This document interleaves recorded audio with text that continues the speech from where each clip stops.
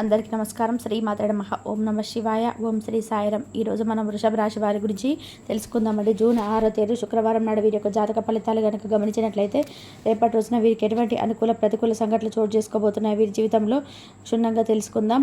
వీడియోని ఎక్కడ కూడా స్కిప్ చేయకుండా చివరి వరకు చూడండి. అలాగే వృషభ రాశి వారు ఎవరైతే కొత్తగా ఎప్పుడే మన ఛానల్ చూస్తున్నట్లయితే దయచేసి ఈ ఛానల్ని సబ్స్క్రైబ్ చేసుకొని వీడియో మీకు నచ్చితే లైక్ చేసి సపోర్ట్ చేయడం మాత్రం మర్చిపోకండి.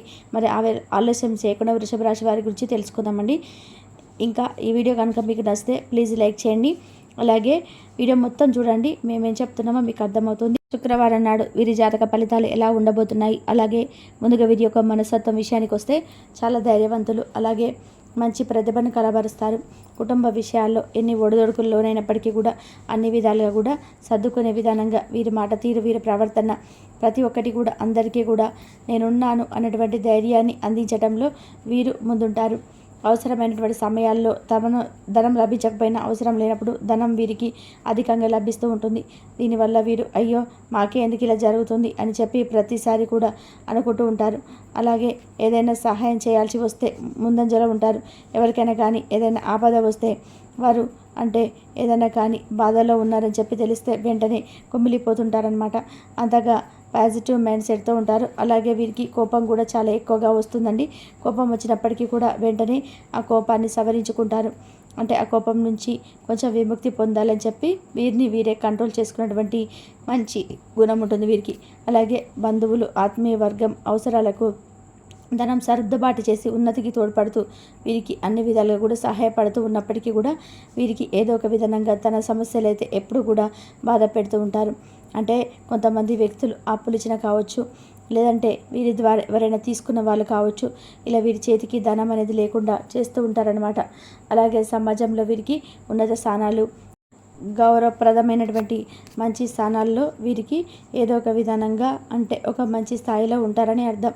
అయితే కొన్ని విషయాల వీరు కొంతమంది వల్ల అన్యాయానికి గురైనటువంటి సంఘటనలు కూడా లేకపోలేదు. ఇతరుల యొక్క పక్షపాత బుద్ధికి కూడా చాలా వరకు కూడా నష్టపోయారు. అకస్మాత్తుగా రాజకీయ అధికారం వీరికి చేకూరబోతుంది. అలాగే శుక్రవారం, శనివారం, బుధవారం వీరికి మహర్దశలుగా బాగా యోగిస్తాయి.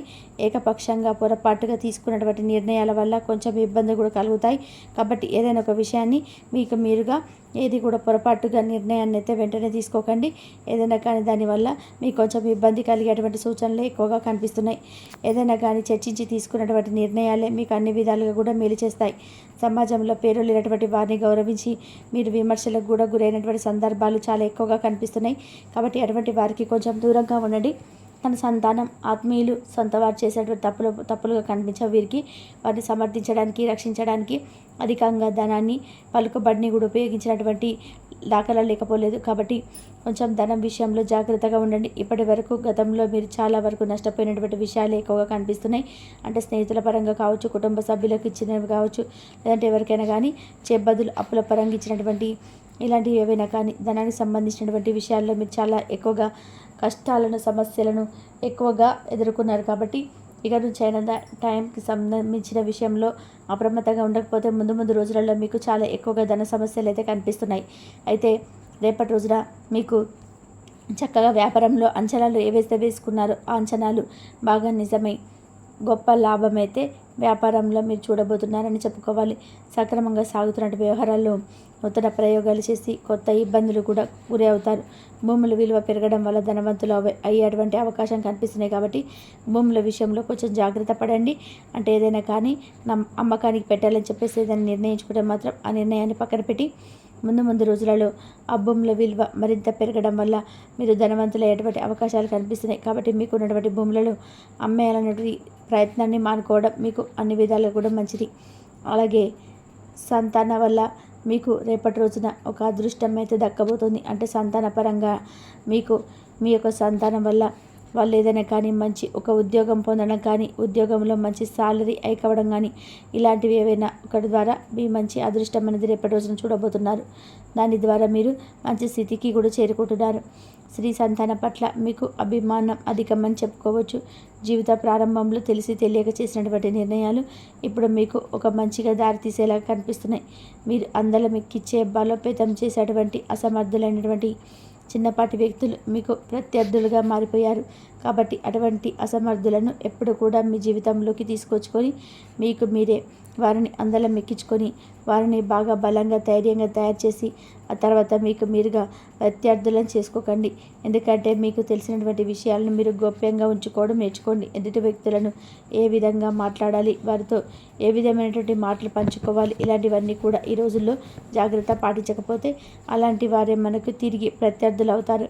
కాబట్టి అలాంటి వాళ్ళని మనం ఆ చర్య తీసింది అని చెప్పి మీకు మీరే బాధపడాల్సిన సందర్భాలు ఎదురవుతాయి.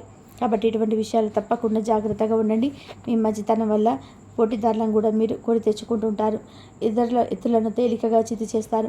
అయినప్పటికీ కూడా స్వయంకృత అపవాదాన్ని సరిదిద్దుకోలేరు.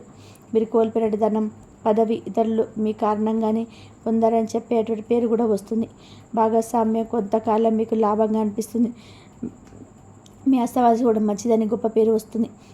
సోదరి వర్గానికి సహాయం చేయడం వల్ల మరో వర్గం మీకు దూరం కూడా అవుతారు.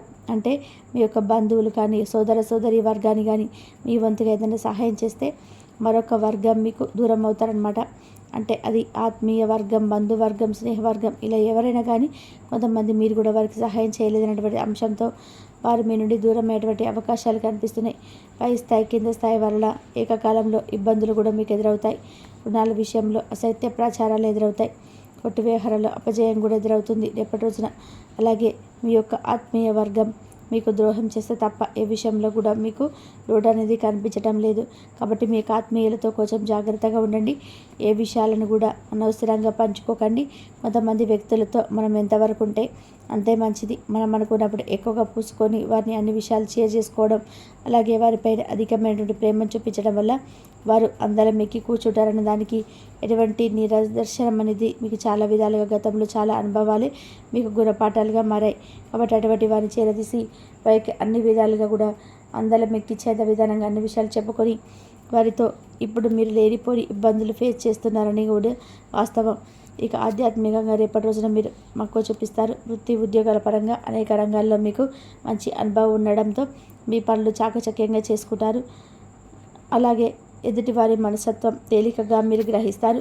వీరికంటే వెనక వచ్చిన వారు మిమ్మల్ని అధిగమించి ముందుకు సాగిన దీర్ఘకాలంలో మాత్రం తిరిగి మరలా వాటిని అధిగమించేటువంటి శక్తి మీలో ఉంది. పెద్దలు ఇచ్చినటువంటి స్థిరాస్తులు పోగొట్టుకున్నా కూడా మీకు శక్తితో తిరిగి మరలా మీరు సాధించుకుంటారు. శత్రువర్గం మీద విజయాన్ని సాధిస్తారు. అంతేకాకుండా మీకు ఎలాంటి ఇబ్బందులు రాకుండా కూడా జాగ్రత్త కూడా పాటిస్తారు. పరాయి వారి వల్ల కూడా మీకు కొంచెం ఇబ్బందులు కనిపిస్తున్నాయండి. కొంచెం అలాంటి వారితో కూడా జాగ్రత్తగా ఉండండి. అయిన వారి వల్ల కూడా మీకు ఇబ్బందులు అయితే ఎదురవుతాయి. కృతికి రాశి వారికి ఏంటంటే మీ మంచితనమే మిమ్మల్ని కాటు వేసేలాగా ముందు రోజులలో కొంచెం మిమ్మల్ని ఇబ్బంది పెట్టేటువంటి అవకాశాలు కనిపిస్తున్నాయి. కాబట్టి ఈ రోజుల్లో ఎంతవరకు మంచి ఎంతవరకు ఏంటి అనేది తెలుసుకొని ఎవరితోనే కానీ జాగ్రత్తగా మసలుకోవడం మంచిది. పడమర, దక్షిణం, ఉత్తర దిశలు మీకు చక్కగా యోగిస్తాయి. ఇక మీకు ఏ దిక్కు దోచనమైంది కాదండి. అన్ని దిక్కులు కూడా మీకు చక్కగా యోగిస్తాయి. కుబేర కంకణ ధారణ, కాలభైరవ స్తోత్ర పారాయణం మీకు చాలా మేలు చేస్తుంది. ఇక అదృష్టానికి తగ్గట్టుగా మీ జీవితం అయితే నడుస్తుందని చెప్పుకోవాలి. అంతేకాకుండా ఈ యొక్క రాశిలో జన్మించిన వారికి అనుబంధాలు చాలా ఎక్కువగా మేలు చేసినటువంటి వ్యక్తులు కూడా గుర్తుంచుకునేలాగా చేస్తారు. కొత్త వారు ఎవరైనా పరిచయమైనా కానీ పాత స్నేహాల బంధుత్వాలను అసలు ఎప్పటికీ కూడా మర్చిపోరు. ఇంటి భోజనం అంటే మీకు అత్యంత ప్రీతికరంగా ఉంటుంది.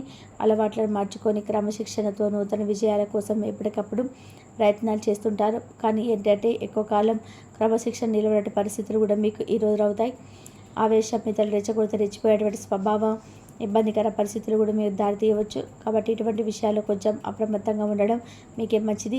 ఇక రేపటి రోజున మహాలక్ష్మీదేవి యొక్క ఆరాధన చేసుకోవడం, అమ్మవారికి సంబంధించినటువంటి ఇష్టమైనటువంటి నైవేద్యం సమర్పించడం వల్ల ఆర్థికపరమైనటువంటి ఇబ్బందులన్నీ కూడా పూర్తిగా తొలగిపోతాయి. అలాగే మీ మాట తీరు కూడా కొంచెం మార్చుకోండి. ఎందుకంటే మీరు మొహమాటంగా మీరు చెప్పడం వల్ల మీరు కొంచెం విరోధాలు ఎక్కువగా ఉంటారు. కాబట్టి ఈ విషయంలో కూడా జాగ్రత్తగా మసలుకోవడం మంచిది.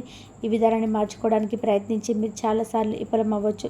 కానీ ప్రయత్నించి చూడండి, తప్పకుండా మీరు మీ యొక్క విధానాన్ని మార్చుకుంటారు. శివారాధన, లక్ష్మీదేవి యొక్క ఆరాధన మీకు శుభప్రదం. కాబట్టి శివారాధన చేసుకోండి, మీకు అంత అదృష్టం కలిసి వస్తుంది. ఎవరైతే శివారాధన ఎక్కువగా చేసుకుంటారో వృషభ రాశి వారికి సుఖము, సౌఖ్యము, సంపద, ఐశ్వర్యము, అమ్మవారి అనుగ్రహము, లక్ష్మీదేవి అనుగ్రహం కూడా మీకు కలుగుతుంది. రేపటి రోజున శుక్రవారం రోజున లక్ష్మీదేవి కుంకుమార్చన చేసుకోండి, మీకు అంతా మంచి జరుగుతుంది. అలాగే వృషభ రాశి వారికి ఆయుధారోగ్య అష్టైశ్వర్యాలు కూడా కలుగుతాయి. ఇంతవరకు చూసినందుకు ధన్యవాదాలు.